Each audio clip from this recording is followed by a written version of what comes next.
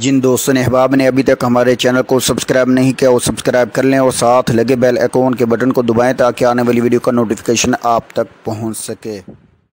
بسم اللہ الرحمن الرحیم الحمدللہ رب العالمین والصلاة والسلام علی رسول الکریم ما بعد۔ یہ ایک حدیث رمضان المبارک کے مہینے کی حضور صلی اللہ علیہ وسلم کی حدیث پیش کر رہا ہوں۔ یہ حضرت شیخ کی فضائل رمضان سے پہلی حدیث ذکر کر رہا ہوں، اس میں بہت اہم اور غور کرنے کی ضرورت ہے۔ حضرت سلمان رضی اللہ عنہ کہتے ہیں کہ نبی کریم صلی اللہ علیہ وسلم نے شعبان کی آخری تاریخ میں ہم لوگوں کو واعظ فرمایا کہ تمہارے اوپر ایک مہینہ آ رہا ہے جو بہت بڑا مہینہ ہے، بہت مبارک مہینہ ہے، اس میں ایک رات ہے شب قدر جو 1000 مہینوں سے بڑھ کر ہے۔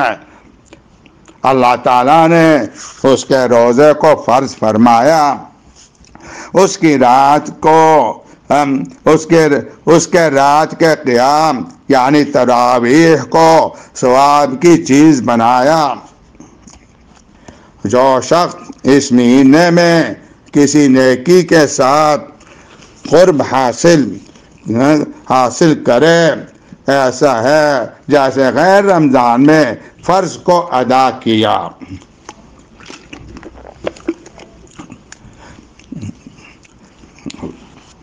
جو شخص اس مہینے میں کسی نیکی کے ساتھ اللہ کا قرب حاصل کرے، ایسا ہے جیسا کہ غیر رمضان میں فرض کو ادا کیا۔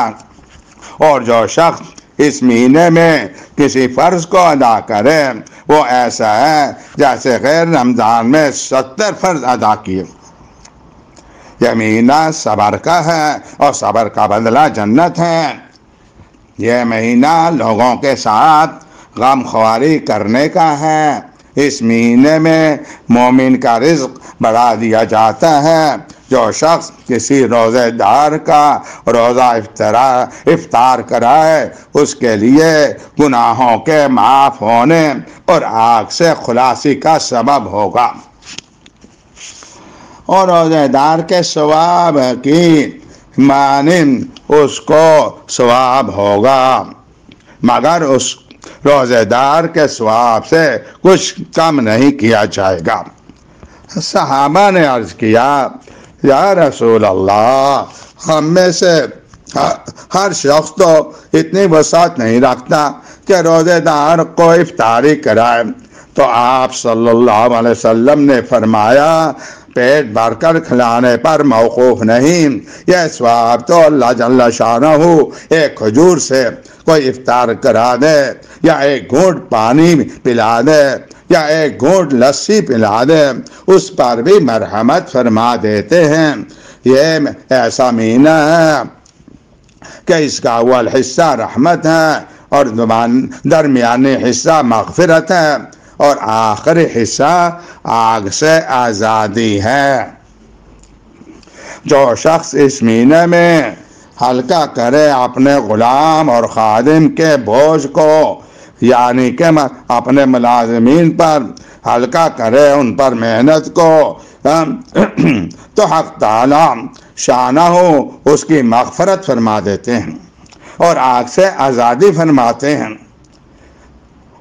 اور 4 چیزیں کی اس میں کثرت رکھا کرو، رسول اللہ صلی اللہ علیہ وسلم فرمایا، اور 4 چیزوں کی اسی حدیث میں فرمایا، 4 چیزوں کی اس میں کثرت رکھا کرو، جن میں سے 2 چیزیں اللہ کی رضا کے واسطے اور 2 چیزیں ایسی ہیں جن سے تمہیں چارہ کار نہیں۔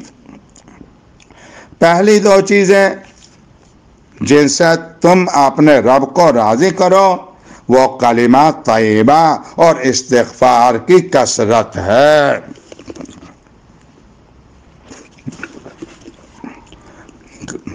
کلمہ طیبہ اور استغفار کی کثرت ہے۔ دوسری دو چیزیں یہ ہیں، جنت کی طلب کرو اور آگ سے پناہ مانگو۔ جو شخص کسی روزے دار کو پانی پلائے، حق تعالیٰ قیامت کے دن میرے حوض سے اس کو ایسا پانی پلائیں گے جس کے بعد جنت میں داخل ہونے تک پیاس نہیں لگے گی۔ رواہ الترمذی۔ فائدہ اس حدیث سے فائدہ یہ ہے، چند امور اس حدیث سے معلوم ہوتے ہیں۔ اول، نبی کریم صلی اللہ علیہ وسلم کا اہتمام شعبان کی آخری تاریخ میں خاص طور سے اس کا وعظ فرمایا اور لوگوں کو تنبیہ فرمائی تاکہ رمضان مبارک کا ایک سیکنڈ بھی غفلت سے نہ گزر جائے۔ پھر اس وعظ میں تمام مہینے کی فضیلت بیان فرمانے کے بعد چند اہم امور کی طرف خاص طور پہ متوجہ فرمایا۔ سب سے اول شب قدر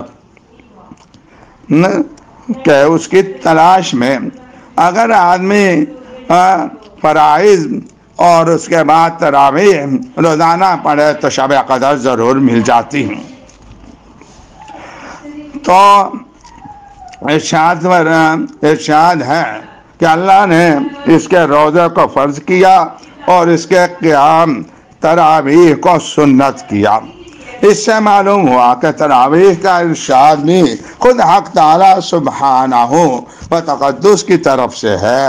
پھر جن روایات میں نبی کریم صلی اللہ علیہ وسلم نے اس کو اپنی طرف منسوب فرمایا وہ سنت کیا ہے، میں نے سنت کیا ہے، اس سے مراد تاکید ہے کہ حضور صلی اللہ علیہ وسلم اس کی تاکید بہت فرماتے تھے۔ اسی وجہ سے سب ائمہ اس یعنی تراویح کو سنت ہونے پر متفق ہیں۔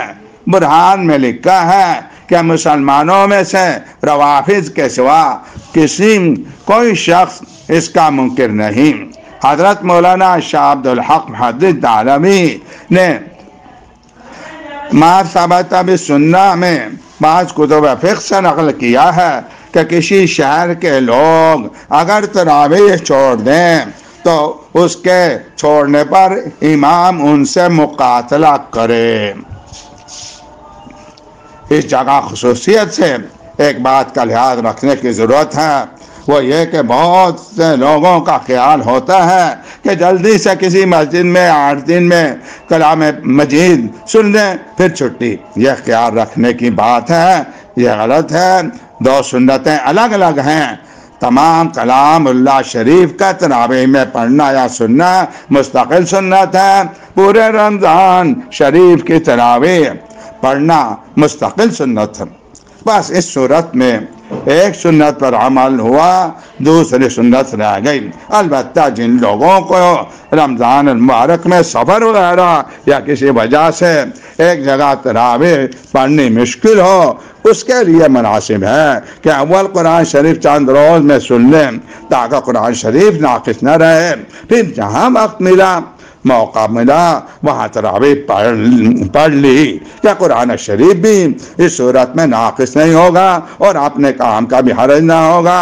اور حضور صلی اللہ علیہ وسلم نے روزہ اور تراویح کا ذکر فرمانے کے بعد عام فرض اور نفل عبادات کے اہتمام کی طرف متوجہ فرمایا۔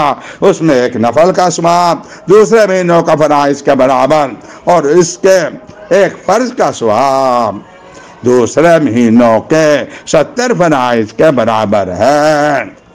اللہ تعالیٰ جن دوستوں نے احباب نے ابھی تک ہمارے چینل کو سبسکرائب نہیں کیا وہ سبسکرائب کر لیں اور ساتھ لگے بیل آئیکن کے بٹن کو دبائیں تاکہ آنے والی ویڈیو کا نوٹیفیکیشن آپ تک پہنچ سکے۔